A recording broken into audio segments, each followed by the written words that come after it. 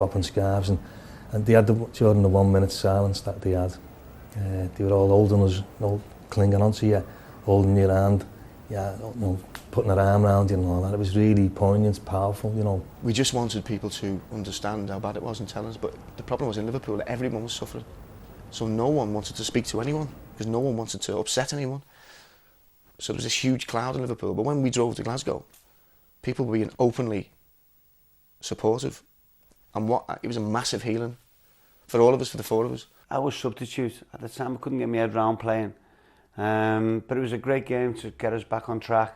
Because you had to get on the pitch, you had to start playing somewhere down the line. And Celtic was that place. For me, I've always been a closet Celtic fan. And we went there and the fans were immense. They were all mingled together. Walk On before was sung like you'd never heard it outside of Anfield, obviously. And from a personal point of view, watching the game unfold, and I started to get the itch to get back on the pitch. And thankfully, I went on second half and got a couple of goals, and it brought it back to me. I wanted to obviously go and play again. Yeah. I think there's a bond that's been formed with the Celtic fans. I mean, it was there anyway to a certain extent, but since then, it's absolutely, impregnable. It's fantastic, the bond. Even to the point that they had the Justice for the '96 banner, which they made recently, which was a great gesture from the Celtic. Yeah, so there's a bond and a friendship being formed from that day especially, and I'll never forget that.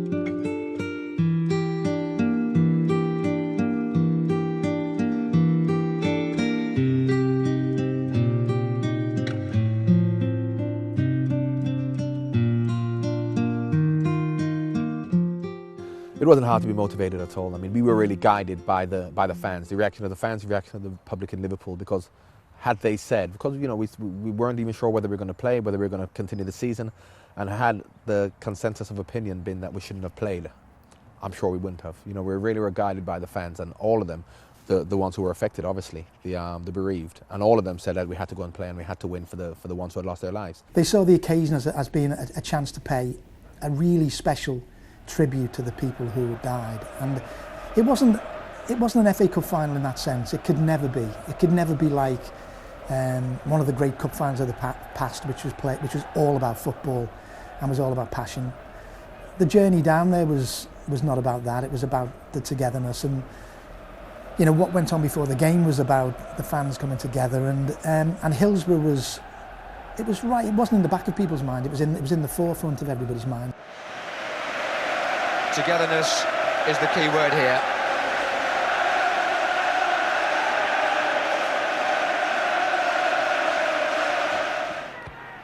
This is Nicol looking for McMahon. Good through ball. He got away from Ratcliffe. Oh, and John Aldridge in a great position. And Liverpool have scored in their first attack.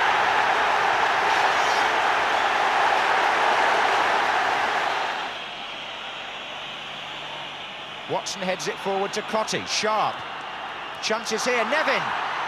And outside him a chance too. And Grobbelaar. And it's got in.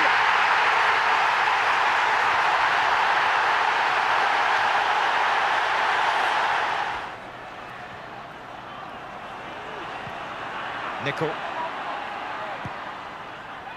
Oh, there's Rush in there. Rush! Goal! Ian Rush. Liverpool back in front.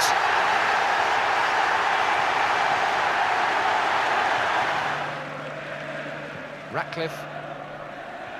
Watson's up. Here's McCall again. Oh, yes! It's 2-2. And it's the same player. Whelan. McMahon. Barnes. Rush! Goal! 3-2 Liverpool. Ian Rush gets his second.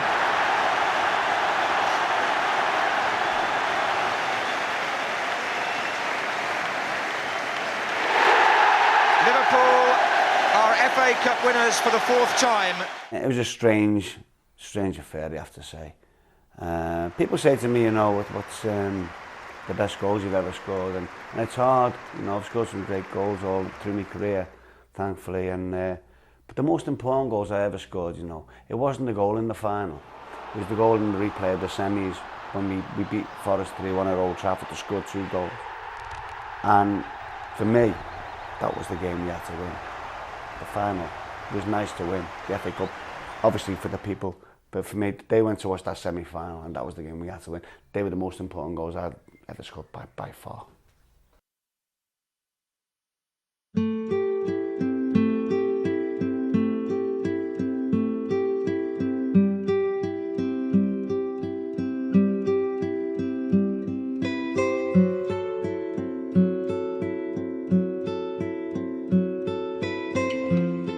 The first couple of weeks were made up with basically fans giving evidence. And the Liverpool fans were absolutely fantastic. You know, they stood up and told their stories. And I watched Lord Justice Taylor's face all the time because I knew he was the key to discovering the truth here. And his reaction to their evidence was going to be crucial. And most of them, as Liverpool people often do, speak well, speak articulately, describe vividly what took place. And I could see him estimating them highly. We were followed by the police, from the chiefs all the way down to the Indians. And I used to watch Lord Justice Taylor's nostrils, because he had this strange thing where if he heard something he didn't like, they started to sort of twitch away. And so the key thing was Lord Justice Taylor's nose. You had to watch that very carefully. And when the senior police came up, the first question that the government barrister asked from Duckinfield down was, how were the Liverpool fans supposed to distribute themselves through these mutually exclusive pens, as they were called horribly in those days? You keep animals in pens, don't you? But that speaks loudly of the way in which football fans were spoken of.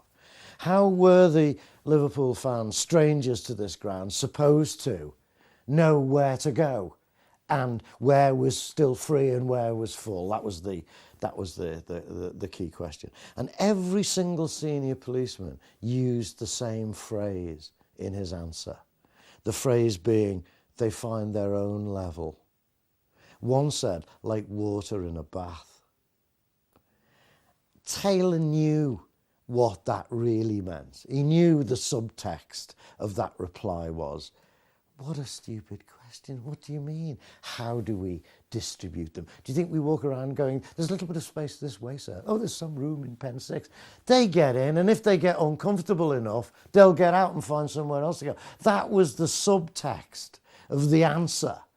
And, you know, the old Taylor nostrils were working overtime. Every time one of these senior police officers spoke about this stuff, you could see him thinking almost. You could almost see the balloon coming out of his head, which was saying, these people didn't care for those people. And of course, they had a duty of care because they're the police force. They have a duty of care. The interim Taylor report in general gave people what they wanted to some degree. They laid out the facts, what happened on the day.